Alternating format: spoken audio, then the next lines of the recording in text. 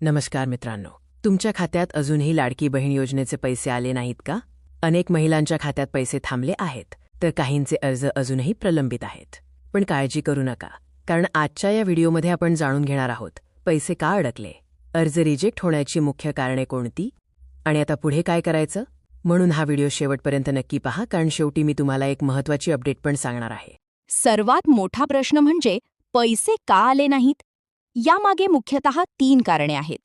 पहिलं कारण, अर्ज मंजूरच झाला नाही. अनेक महिलांनी अर्ज केला, पण अर्जाची पडताळणी अजून पूर्ण झालेली नाही.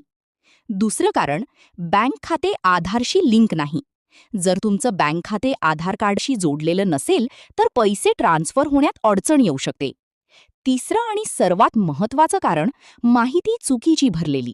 मोबाईल नंबर, खाते क्रमांक किंवा नावात छोटासा फरक असला तरी पैसे अडकू शकतात. म्हणून पुढील स्लाइडमध्ये आपण हे सर्व डिटेलमध्ये समजून घेणार आहोत. आता आपण थेट त्या 3 मोठ्या कारणांकडे पाहूया, ज्यामुळे महिलांचे पैसे थांबले आहेत.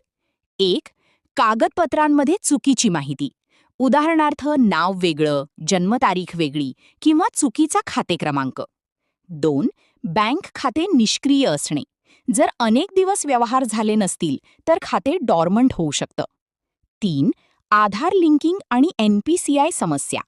NPCI मॅपिंग नसेल तर DBTद्वारे पैसे येऊ शकत नाहीत. हे 3 मुद्दे सर्वाधिक महिलांमध्ये दिसत आहेत. म्हणून प्रत्येक महिलेनं स्वतःचं स्टेटस एकदा नक्की तपासलं पाहिजे. जर तुम्हाला पुढचा हप्ता वेळेवर मिळवायचा असेल तर या 4 गोष्टी लगेच करा. पहिली गोष्ट, तुमचा अर्ज मंजूर आहे का ते तपासा.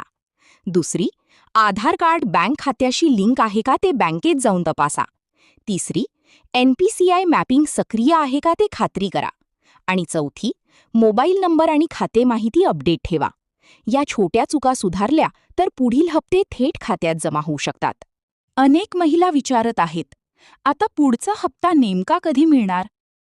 सरकारी माहितीनुसार पडताळणी पूर्ण झाल्यानंतर टप्प्याटप्प्याने पैसे जमा केले जात आहेत.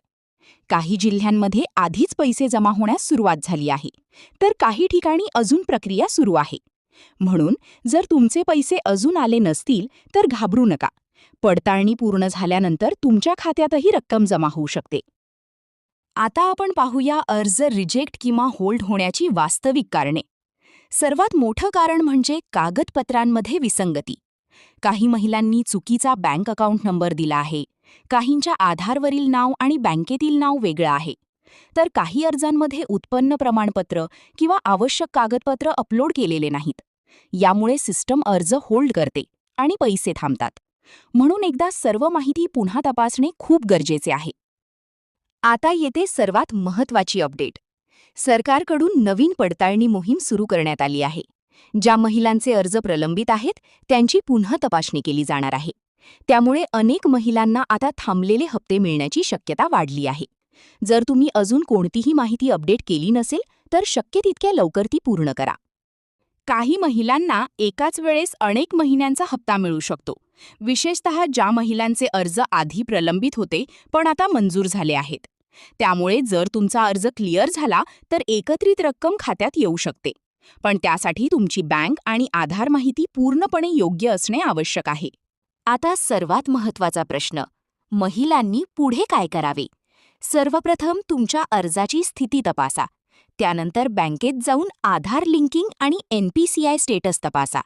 जर काही चूक असेल तर ती लगेच दुरुस्त करा. आणि सर्वात महत्त्वाचं म्हणजे कोणत्याही अफवांवर विश्वास ठेवू नका. अधिकृत अपडेट्सच फॉलो करा. अशाच सरकारी योजना, नवीन अपडेट्स आणि महत्त्वाची माहिती सर्वात आधी मिळवण्यासाठी आमच्या चॅनलला लगेच सबस्क्राईब करा. तसेच व्हिडिओ आवडला असेल तर लाईक आणि शेअर नक्की करा.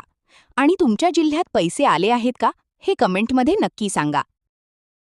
हा व्हिडिओ पाहिल्याबद्दल धन्यवाद.